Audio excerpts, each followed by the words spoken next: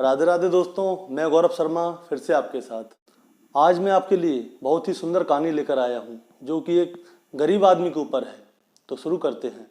एक बार की बात है, गांव में शूटिंग हो रही थी और वहाँ पे बहुत बड़ा फिल्म का सेट लगा हुआ था। तभी अचानक उस फिल्म में एक छोटे से रोल के लिए एक गरीब आदमी की जरूरत पड़ती है।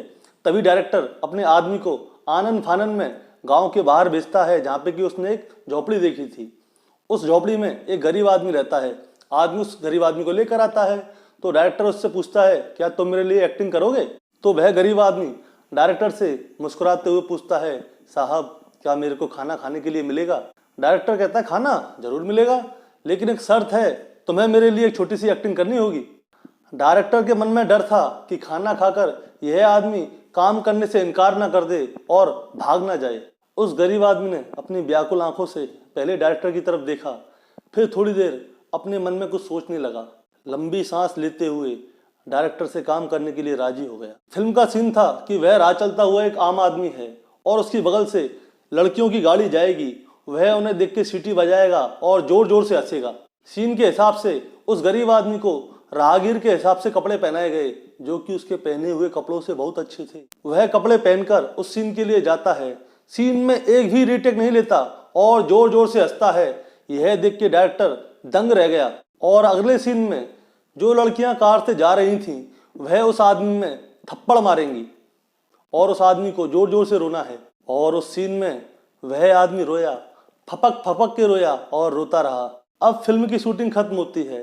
डायरेक्टर साहब ने उस आदमी को खूब पेट भर के खाना खिलाया और कुछ पैसे भी दिए और उससे पूछा, भाई तुम इतना अच्छा अभिनय कैसे कर लेते हो? तो उस गरीब आदमी ने अपने दिल की बात उस डायरेक्टर के सामने जाहिर की।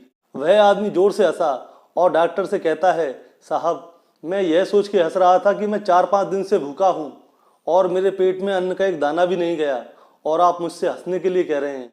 मैं तो बस अपनी बेबसी पे हंस रहा था। फिर डॉक्टर ने कहा, चलो ये तो हुई तुम्हारी हंसी की बात, लेकिन तुम इतनी अच्छी तरह से रो कैसे रहे थे? इसमें क्या राज है? उसने अपनी कुछ पुरानी बातें याद की और उसकी आंखें भर आईं।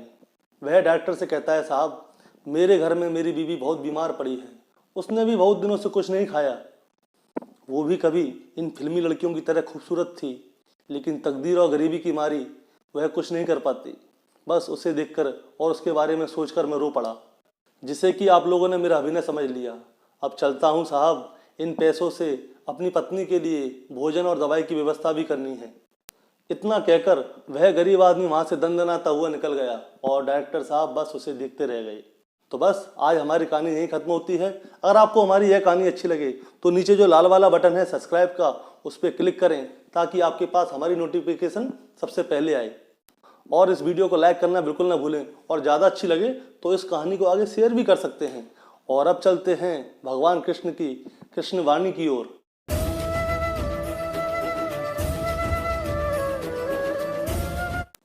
मेरे श्याम कहते हैं कि कद बढ़ा नहीं सकते एड़ियाँ उठाने से, कि कद बढ़ा नहीं सकते एड़ियाँ उठाने से, और ऊंचाइयाँ मिलती हैं मेरे श्याम के आगे सर झुकाने से।